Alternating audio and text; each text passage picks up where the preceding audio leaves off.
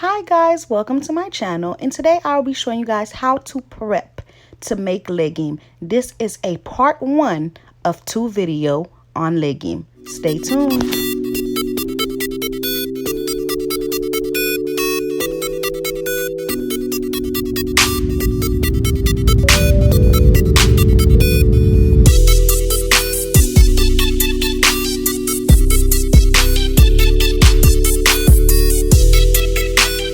Alright, let's grab our supplies. We need a papaya. Make sure it's not too ripe. A little yellow, a little green. That would do perfect. Next, we're going to need some chayote, and we're going to need 4 of those. So we're going to go ahead and pick up 4 chayotes. Then we're going to need some carrots. Alright, we're going to need 1 bag of carrots. We're going to go ahead. We're going to get some eggplants. We need 2 eggplants to make this legume. Then we're going to go ahead and grab some cabbage. I'm going to use 2 cabbage, 1 small one and 1 big one. Then I'm going to go ahead and I'm going to grab some fresh spinach. You could also use the frozen one. I always like to use the fresh spinach, 2 bags. Then I'm going to go ahead and grab my meat. I need some pork feet, and then I'm going to go ahead and I'm going to get some beef. This is the beef that I want right there, beef neck bone, okay? And boom, there we have it. I'm going to tell them to cut it large, or you could say medium because they're still going to cut it pretty big. So cut it medium. This is live crab for my legume. This is the live crabs, y'all. They is really alive. You see, it's alive. It's alive. So I'm gonna get some of these crabs and I'm gonna put them in this bag. Okay.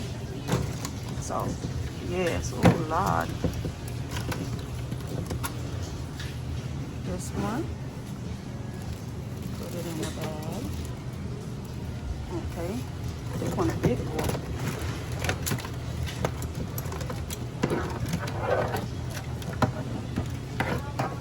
I have this one.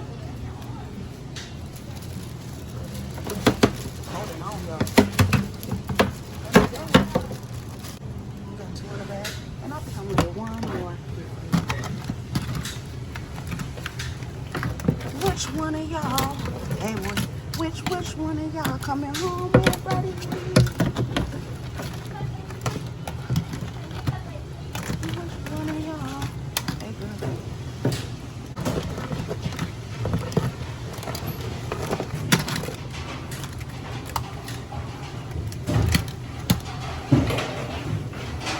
Don't want to let go. You want to come home with his friend. I only wanted 3 crabs. Come on now, let him go. There we go. I got him loose. And now, and I'm gonna have them weighted so I can taste them. All right. All right, you guys, if you cannot use live crabs, you could always use these right here that's already dead. I don't like to use them because they're sad. They look sad, okay? But if I cannot find the live ones, then I do use them. So then I'm going to go ahead and I'm going to buy some shrimp. I'm going to buy this jumbo shrimp. I'm going to buy 1 pound of shrimp, okay? Then here is right here, this is conch. Sometimes I put conch in my legume, but right now conch is $21.99 a pound. Baby, that could stay right where it's at, okay? All right, so here's my shrimp. I was able to get it. So now I'm gonna work on sharpening my knives. I'm home. It's time to start getting things ready. So if you don't know how to sharpen your knife, this is how you sharpen your knife. You take 2 knives together and you do this to them, just like this, just like that. It really makes a difference. Just in case you have a dull knife and you don't know how to sharpen it, this is how you sharpen it. Well, this is the Haitian way. This is the only way I know. All right, boom. So here I put my pork inside of the bowl, and I'm gonna go ahead and I'm gonna give them a nice little rinse. There's not much to take off. There's not much to clean in this meat. That's why I like it in the beef as well. There's not any fat to remove or nothing like that. So you're pretty good. All you really have to do is wash them off, and then we're going to go ahead. We're going to sanitize them the Haitian way. All right. And you see how big they are? I want to show you guys how big they are. We want them big like this because they're going to cook for a while, and we don't want the meat to break in our legume. All right. See, I got 2.7. They look like 7.5 pounds of the beef. All right. So like I said, we're just going to go ahead. We're going to give it a quick rinse just so we could take off that excess blood and everything before we get to sanitizing it the Haitian way. I did rinse it off 2 times. All right, so then I'm gonna go ahead and I'm put some lime in there.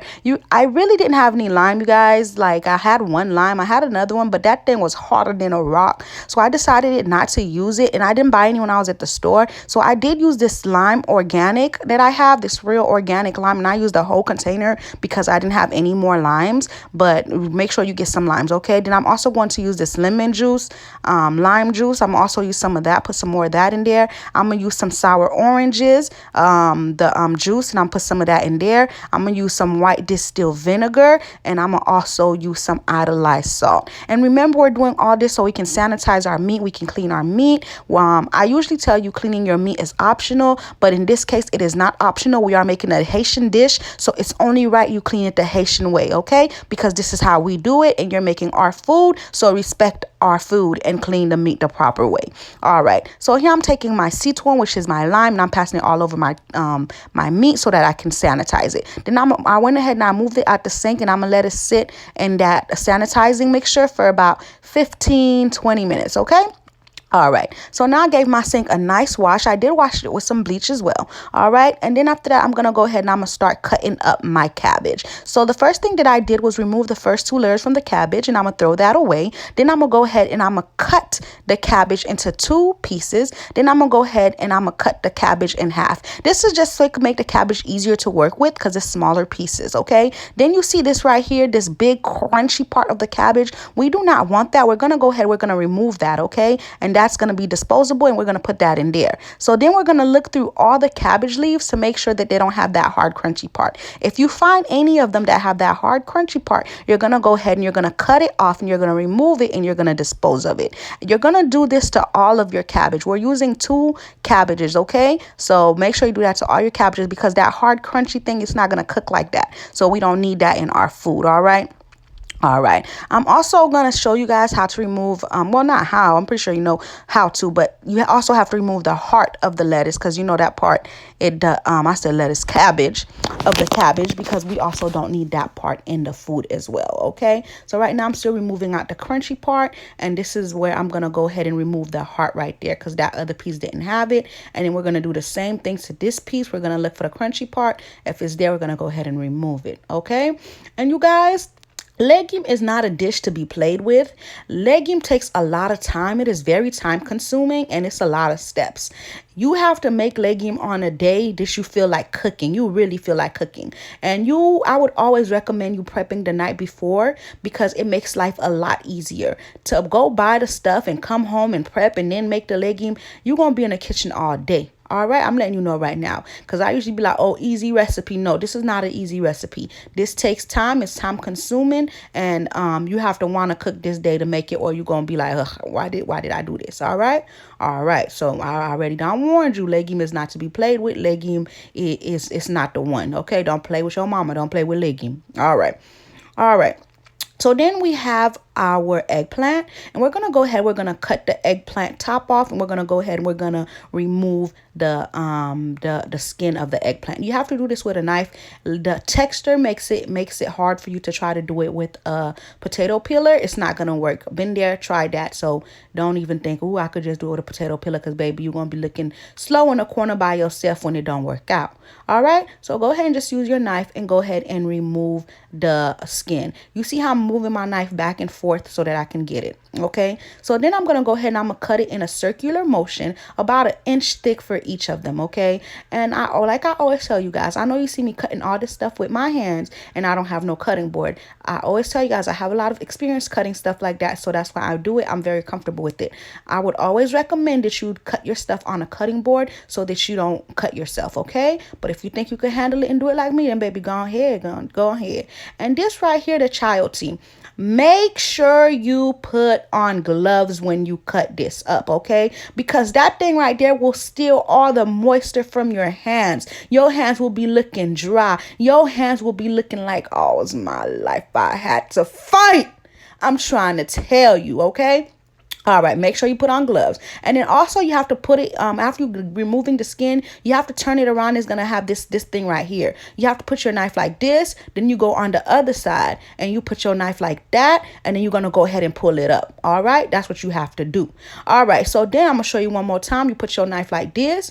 You're going to flip it over. You're going to put your knife like that. And after that, you're going to go ahead and you're going to pull it off. All right, and if you missed any pieces, you're going to go ahead and remove those pieces right there, because that's a part of the skin and it has to go. All right, when we're done removing that, you're gonna go ahead, you're gonna cut it up open. You're gonna cut it open, and it's gonna have this disc-like thing in the middle. It looked like a disc. That's the best way I could describe it. I guess that's the heart of the vegetable. We're gonna go ahead, we're gonna remove that because that's not gonna cook. It's not gonna work out. Okay, go ahead and take that out. You do not want that in your food. Them Haitians is gonna talk about you. Ya palo mal.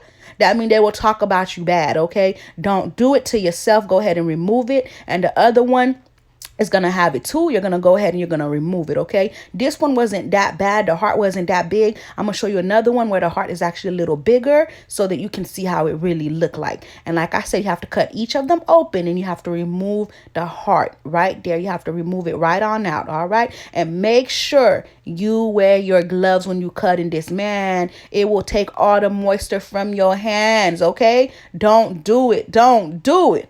All right, you've been warned. So here I went ahead and I'm rinsing them off. I'm washing them off and I'm putting them in the same container that I have my eggplant and my cabbage. So now I'm going to go ahead and I'm going to add a papaya.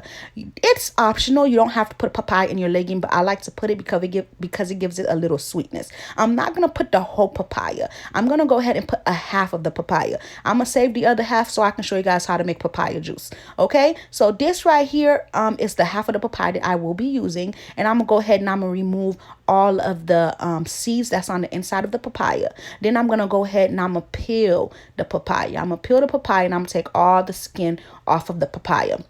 When I'm done removing all the skin from the papaya, I'm going to take the papaya and I'm going to cut the papaya into smaller pieces, round pieces, just like this, like you see I'm doing. All right. Then we're going to go ahead. We're going to take that papaya. We're going to rinse them off and we're going to put them with the other vegetables that I already cut up. Now I'm gonna go ahead. I'm gonna take my tea kettle and I'm gonna put some water in there so I can make some so I could boil the water to put on my meat to shoril. Okay, all right. And this right here is our shrimp. We're gonna start cleaning our shrimp. These shrimps are not clean and divine, peeled and divine. They are just like they come from just the head is chopped off. So to clean your shrimp, you're gonna go ahead and remove the skin. Then you're gonna go ahead, you're gonna cut it down the back. Then you're gonna see this nasty little lining. You're gonna remove that little lining. Then you're gonna go ahead, after you finish removing that nasty little lining, you're gonna turn the shrimp over to its back. Then you're gonna go ahead and you're gonna, the front, whatever side you want to call it, you're gonna go ahead and you're gonna cut up this right here. You're gonna remove the stomach lining.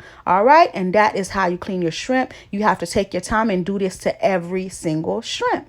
That's why I hate cleaning shrimp, especially if you have a lot. All right, and there you have it. The shrimp is nice and clean. So now we're going to go ahead and take all our shrimp and rinse them off, and I'm going to put them into a container. I'm going to rinse all of them off, make sure there's none of those nasty little things, okay? Then I have the hot boiling water I told you guys about. I'm going to put it on my meat so I can saute the meat. That's like, somebody told me what it was called in the comments because I asked them, but I forgot. But I call it's like you just heat, I don't know how they call it in English, okay? Just saute is like you put the hot water on there and okay.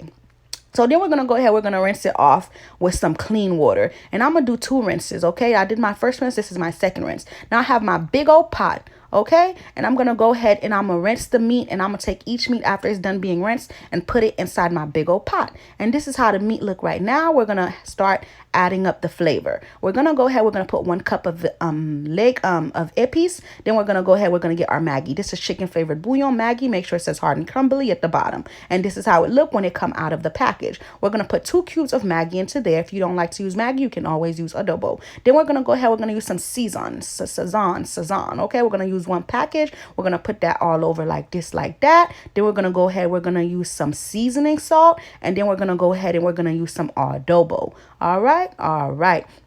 Then we're going to go ahead and we're going to mix everything together so the flavors could get into all of the meat and the meat can taste good like it's supposed to. All right. Then we're going to go ahead. We're going to add a little oil, about 2 tablespoons of oil, and we're going to mix it all up just like this, like that. You guys, look how pretty that meat looking. Yes, child. Yes. Then we're going to go ahead. We're going to take some parsley and some thyme, and we're going to put the parsley and the thyme into the meat. Next, we're going to go ahead. We're going to start taking our vegetables that we had cut up. We're going to put them in there. First things in this order, okay? The first thing we're going to do is we're going to add the cabbage, all of the cabbage, okay? We're going to add all of the cabbage in there. When we're done adding the cabbage, we're going to go ahead and we're going to add the coyote. that we had cut up. We're going to add all of them to the side like that. We're going to add all of them to the side like that. Then at the top, we're going to add the eggplant like you see I'm doing right there. When I'm done adding the eggplant, I'm going to go ahead and I'm going to add the papaya at the top.